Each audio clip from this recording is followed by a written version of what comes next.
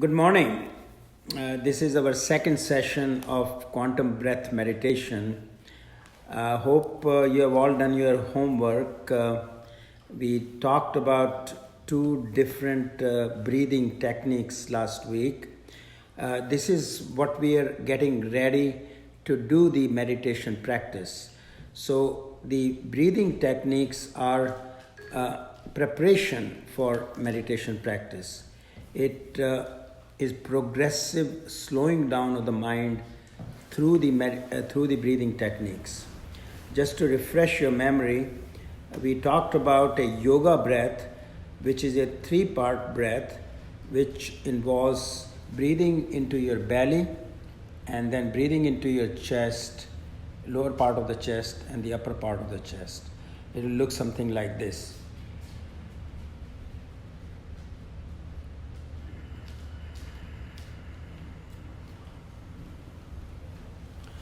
So we take a deep breath in three part. So if you want to practice, people who are present here, you can start practicing three-part breath. Take a deep breath in. Think of it as a bottle you're filling with water. So first is the lower part of the bottle. So you push it, your belly button out as if you're pulling it with a string. You breathe in, then breathe into the lower part of the chest, and then breathe into the upper part of the chest, raising your clavicle. And then you breathe out, pushing your clavicle down, pushing your chest in, and then pushing your abdomen in till the belly button is almost touching the spine. So that is called the yoga breath. Yoga breath has the advantage of slowing down the number of breaths per minute. And as we talked about last week, the number of breaths per minute is directly proportional to the activity of the mind. When we breathe slowly, our mind activity slows down considerably. Normally we breathe 12 times per minute. With yoga breath, you can bring it down to 8 or 9 breaths per minute or even lower. If you start to control your exhalation, because diaphragm can be controlled voluntarily, and you can bring the breath down even further, taking longer to breathe out. The second breath we talked about was alternate nostril breathing, which is an extension of the yoga breath, where we start with closing the right nostril and take a breath through the left nostril. Close the left nostril and breathe out slowly through the right nostril. Breathe in through the right nostril, closing the right nostril, and then breathe out slowly through the left nostril.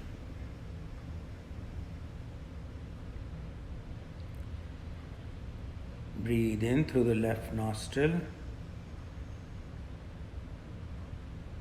close the left nostril, and breathe out slowly through the right nostril.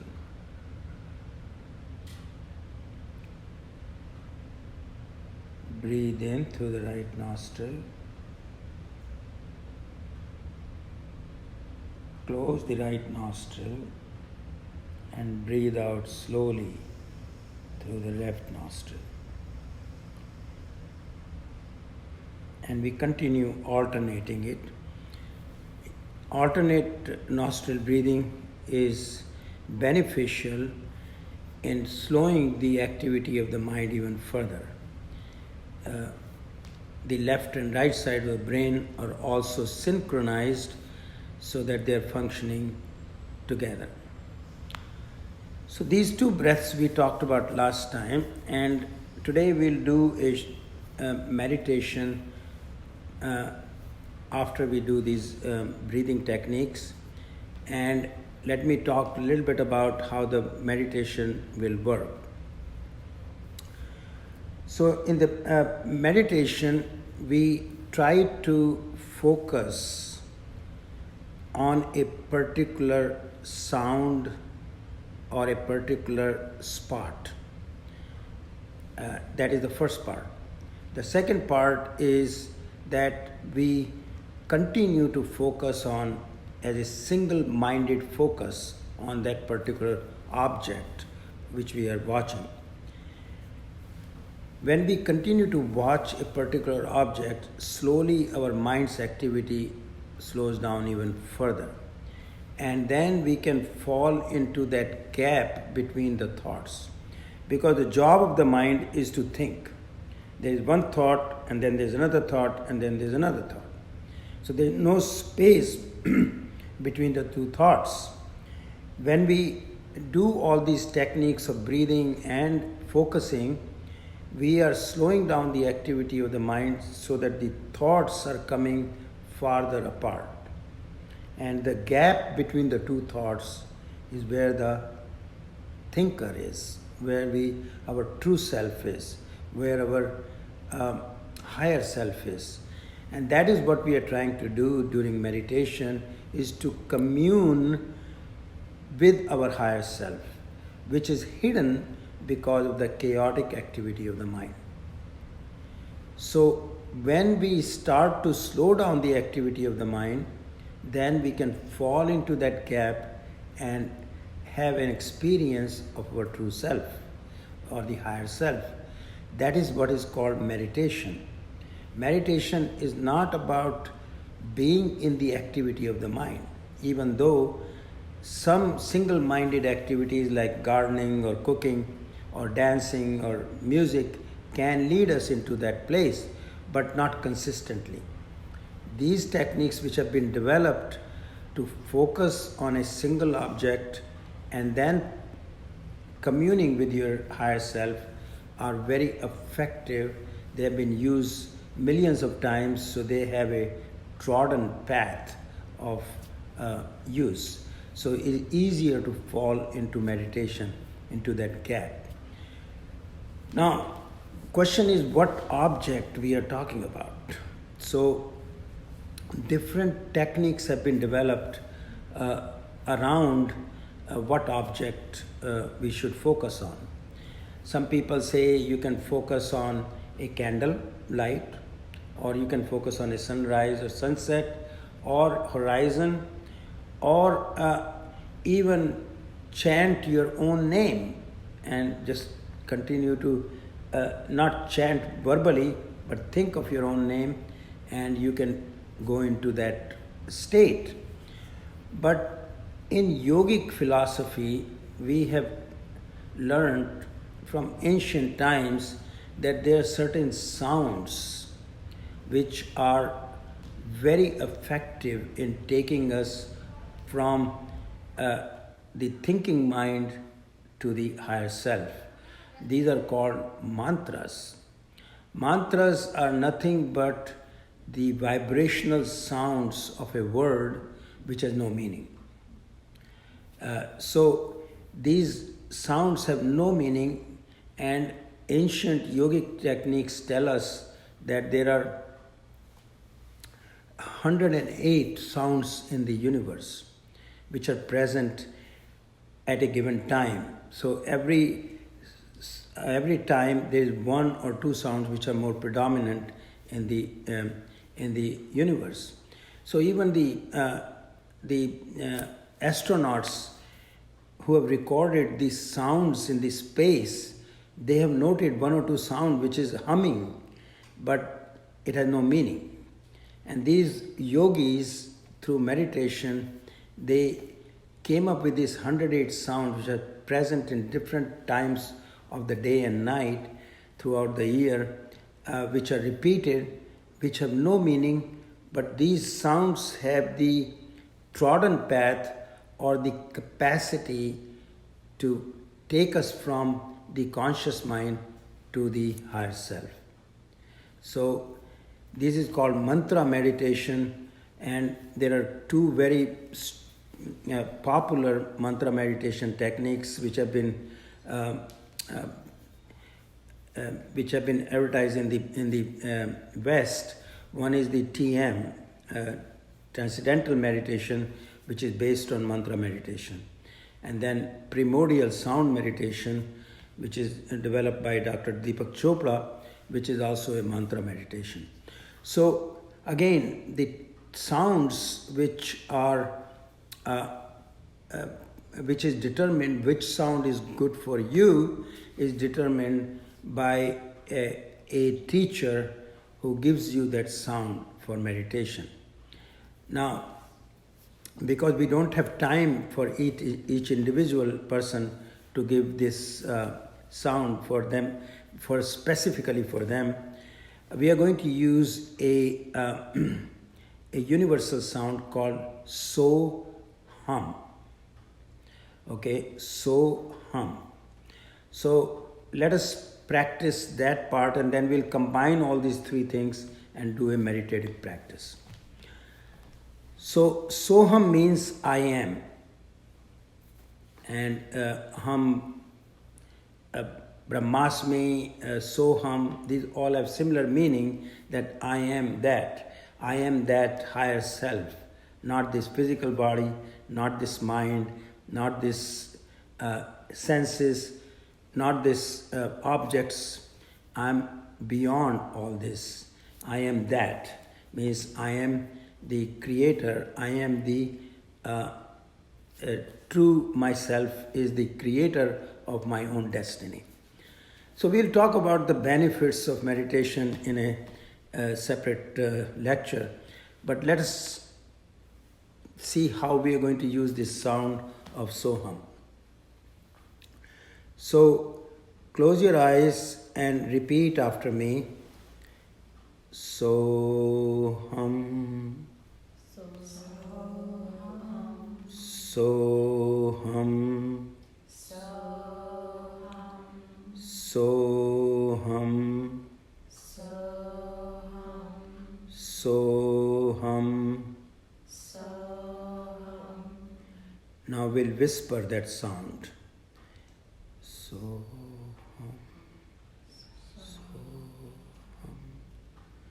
Soham, Soham, Soham, Soham. Now we'll think of this sound as it comes into our awareness as a thought. So just visualize that Soham coming into your awareness as a thought.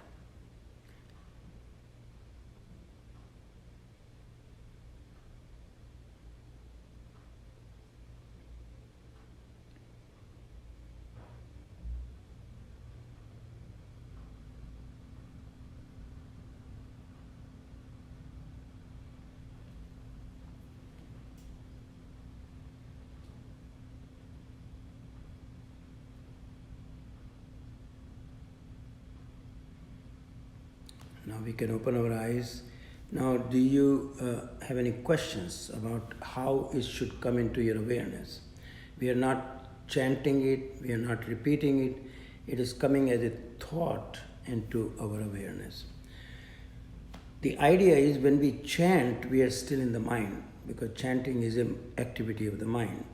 When we are whispering, that is also an activity of the mind. When we are bringing it as a thought, that is the most subtle expression of the mind, is the thought. So we are trying to compete with other thoughts which are coming into our mind, because our mind is constantly thinking.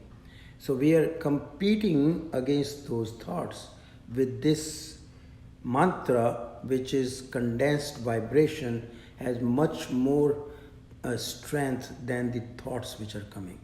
So gradually it displaces those thoughts, and we have a gap where we can fall into it.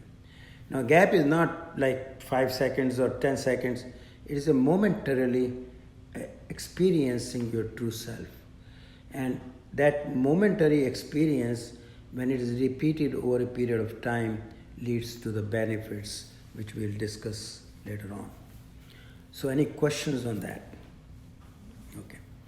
So what we are going to do is we'll do 5 rounds of yoga breath, complete three-part breath, and 5 rounds of alternate nostril breathing, followed by 10 minutes of meditation. Okay? And it will be all a continuous sort of practice. So sit up straight so that your spine is straight.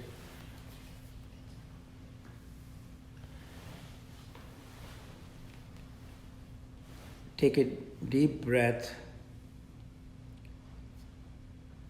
and breathe out completely. We'll start with yogic breath, the three-part breath, breathing into our abdomen, then into our chest, and then raising the clavicle into the upper part of the lung. We'll breathe out by bringing the clavicle down, compressing the chest, and then compressing the abdominal wall to expel all the air from the lung. So 5 rounds on your own.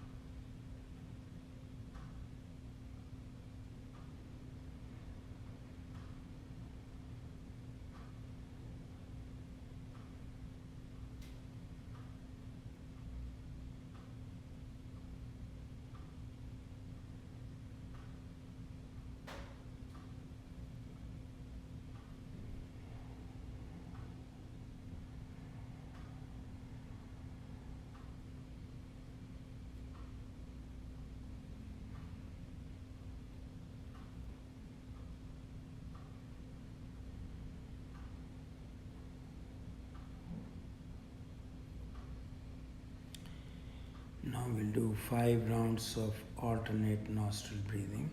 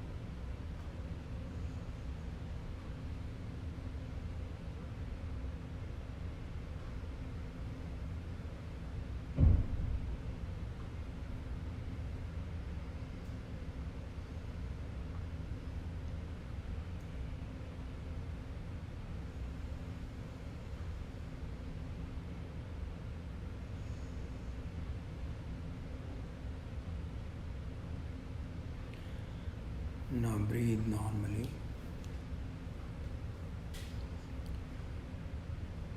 Bring the sound of Soham into your awareness, as a thought.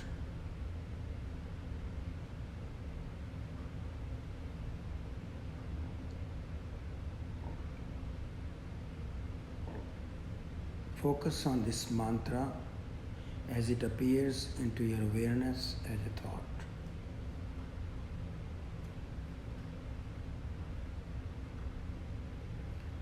From time to time, your attention may be diverted by the sounds of the environment or your own thoughts. When you notice that, gently bring your attention back to observing your mantra.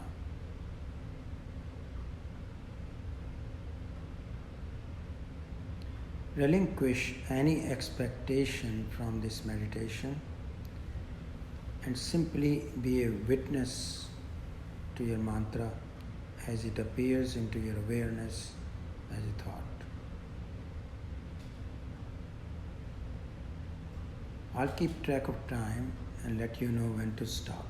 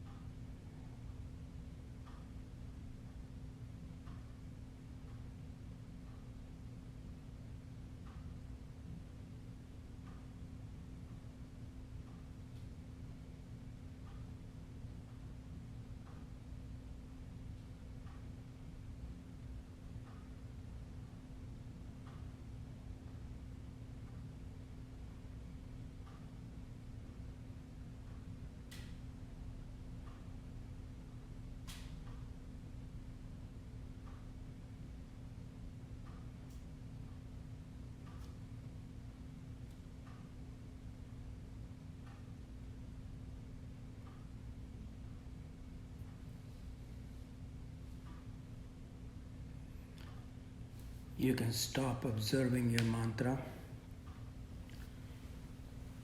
but keep your eyes closed.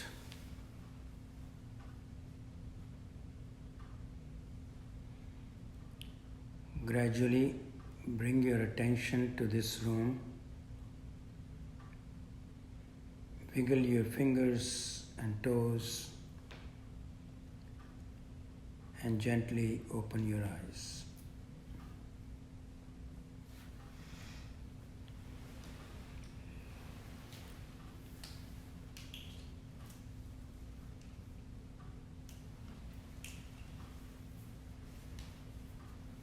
So how did it feel?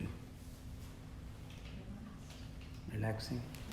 So that is one of the advantages of meditation is relaxation. But we are not doing meditation for relaxation, because the yogis who developed the techniques of meditation were already relaxed. They wanted to commune to their higher self, because that is where the creator is. That is where the higher self or soul you want to call. So that is the purpose of meditation. Relaxation is a byproduct of meditation, which has got its own benefits. But that is not the primary goal of meditation. And when we discuss the advantages of meditation, I'll talk about what are we trying to achieve through meditation. So this particular meditation we did is based in the Tantric Yoga philosophy of Kriya Yoga. So Kriya Yoga is made up of few gentle postures like Ardha Chandrasana or forward bend, some twists just to take out any aches and pains in the body. Just few postures, 5 minutes of stretching, followed by the breathing, the two types of breathing. And as we'll go further, we'll remove the yoga breath because that's not necessary. You've already understood the meaning of it.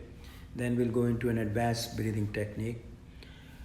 But then the alternate nostril breathing is the most effective meditation breathing technique to reduce the activity of the mind. By two things. One, by slowing down the number of breaths, and as I said, number of breaths per minute is directly related to the activity of the mind.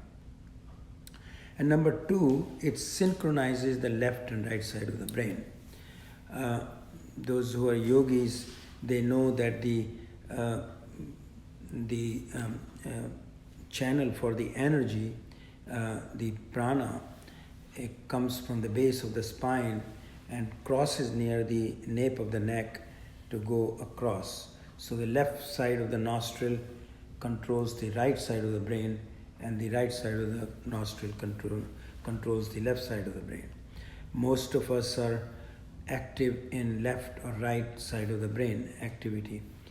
The advantage of alternate nostril breathing is to synchronize and equilibrate the left and right side of the brain so that we are most creative as well as left brain.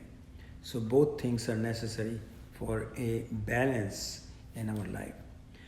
So that reduces the number of breaths. So the mind is already slowed down. When you do the alternate nostril breathing, your breath is deep, it is slow, and you feel a calm sense take over you. And then we go into meditation. You've already done half of the work of slowing down the mind. And now you're going into meditation with a very slow activity of the mind. And then you focus on a mantra that prevents other mantras, other thoughts to come into your awareness. Or if they come, you keep bringing your focus back to the mantra. And eventually you will fall into the gap. Now when you fall into the gap, you will not know, because the characteristics of that field or that gap is that is silent. The creator within us, the higher self, is silent. That is how creation occurs, in silence. You cannot create when your mind is too active. When there is silence, you create. So it is silence. So the moment you fall into it and you say, I am in meditation, you're already in a thought. So you do not know that you are in meditation except that you, over a period of time, cumulative effects, you will start noticing difference in your behavior. And when you see the change in behavior in yourself, that you become more quiet, your life becomes much more guided rather than struggling through life. And those are some of the benefits we'll be discussing in the next session. And then you become much more creative. You become the co-creator of your life. And that is the benefit of meditation. So questions on this aspect or any aspect of meditation? Well, I just have a question is, the sound, this is more of, I'm wondering if I've been mispronouncing, and when I would do like Satnam, where I'm actually doing the one, is that the same as the Soham? No. See, we don't want to give meaning to these sounds. Okay. So is the mantra is a condensed vibration. Right. Okay. It has the power to slow down the activity of your mind, because when you focus on it, it slows down the other thoughts from coming. So whether it's Satnam or whether it's Soham or whether it's just Om, these all have very powerful vibrations. Okay, you can just say Jesus. That's pretty strong vibration. It doesn't matter what sound you use. In yogic terminology, there are 108 sounds which are specific. One sound is specific to an individual. Actually, Deepak Chopra has his meditation is called PSM, Primordial Sound Meditation, which he uses these 108 mantras, but he has developed a software where you put in your date of birth, time of birth, place of birth, and it tells you which sound will be good for you. And then the teacher gives you that sound. So that is one way of doing it. I'm a teacher with Deepak Chopra organization with PSM.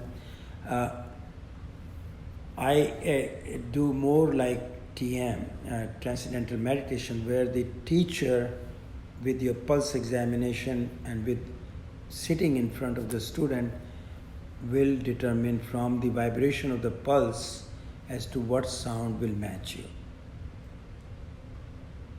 Okay? So, but these are refined techniques of meditation. Right now we are talking the concepts of meditation, and we have picked one sound, which is Soham. You could do Om, you could do Satnam, you can do Om Namo Ganeshaya, Nama, anything. Is a condensed vibration is what we want to use to focus on, to concentrate on. And that will lead us into that slowing down of the mind so that we can fall into that gap.